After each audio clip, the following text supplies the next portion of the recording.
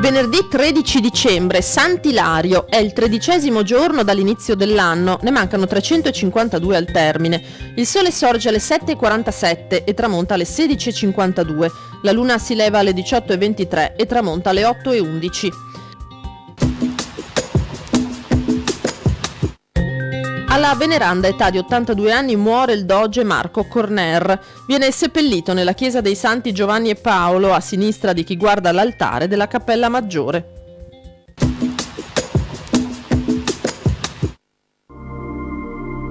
Le previsioni per domani: nuvolosità alternata a tratti soleggiati, soprattutto nelle ore centrali, senza precipitazioni.